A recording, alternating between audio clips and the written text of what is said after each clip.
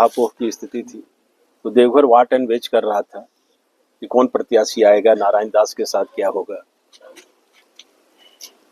पूरा देवघर शहर गया था, लेकिन आज देवघर में लहर है, एक ही नाम में है, नारायण दास। देवघर विधानसभा सीट से एक बार फिर बीजेपी ने विधायक नारायण दास को टिकट दिया है।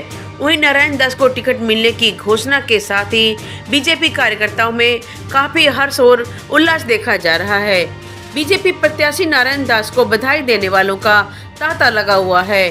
वहीं जीत के प्रति आश्वस्त बीजेपी प्रत्याशी नारायण दास ने कहा कि पिछले 10 सालों में देवघर विधानसभा में विकास की नई लकीरें खींची है। सबसे पहले तो मैं अपने राष्ट्रीय नेतृत्व को, अपने प्रदेश नेतृत्व को अपनी ओर से आभार व्यक्त करना चाहूँगा कि एक साधारण कार्यकर्ता को उसने तीसरी बार देवघर जैसे विधानसभा से उम्मीदवार बनाया है।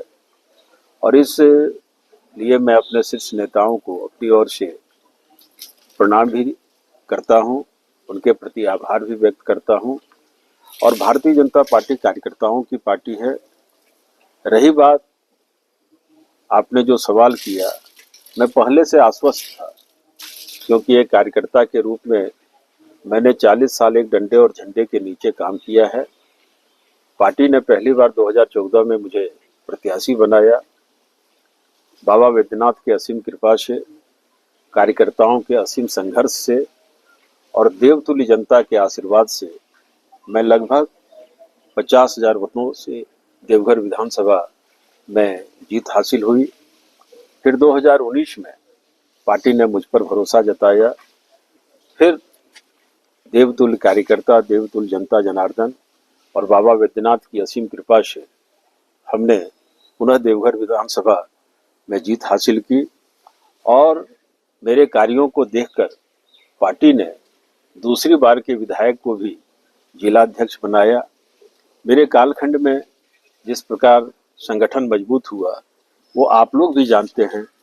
देश के यशस्वी प्रधानमंत्री जी का आना, गृह मंत्री जी का आना, प्रदेश कार्य समिति की बैठक होना, राष्ट्रीय अध्यक्ष जी का आना, बड़े बड़े कार्यक्रम हुए और लोगों ने कहा कि देवघर संगठन के मामले में सबसे अच्छा है।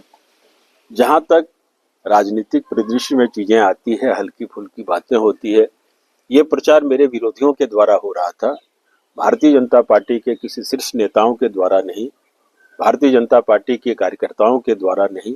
ये अफवाहों का बाजार हमारे विरोधियों के द्वारा किया गया। हम तो आशान्वित थे कि भारतीय जनता पार्टी पुनः एक बार मुझे टिकट देगी। और मेरा ऐसा मानना है कि मैं हमेशा सुख दुख में रहता हूँ, लोगों के बीच जाता हूँ। आप भी देखते होंगे कि 4 बजे 5 बजे भोर तक किसी के घर में कोई कार्यक्रम है, शादी है, मांगलिक कार्यक्रम है या कोई कार्यक्रम है, मेरी उपस्थिति वहाँ रहती है। तो मैं हमेशा जनता जनार्दन से जुड़ा रहता हूँ। और देवघर बाबा वैद्यनाथ की नगरी है, यहाँ कमल नहीं खिलेगा तो कहाँ खिलेगा। इसलिए लोगों ने पुनः मन बनाया है। और मेरा जो सेवा भाव है, मेरा जो समर्पण है, मेरा जो संघर्ष है, मेरा जो खुलापन है, और मैं लोगों के बीच हमेशा चलता हूँ, लोगों के विकास की बात करता हूँ। सड़कों का जाल बिछाया हमने, पुलों का जाल बिछाया, हम हर जगह लोगों से जुड़े रहे। हमने अब की बार 1,500 चापाकल लोगों को देने का काम किया। जहाँ तक पेयजल की बात है, शिक्षा की बात है, स्वास्थ्य की बात है, हर चीज में हम लगे रहते हैं।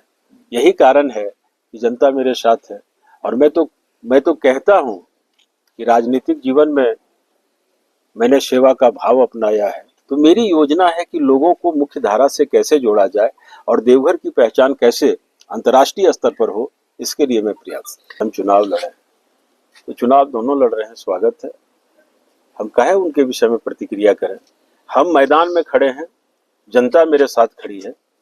और मेरा ऐसा मानना है कि प्रचंड बहुमत से पुनः देवघर विधानसभा भारतीय जनता पार्टी जीतेगी और राज्य में भारतीय जनता पार्टी की सरकार बनेगी।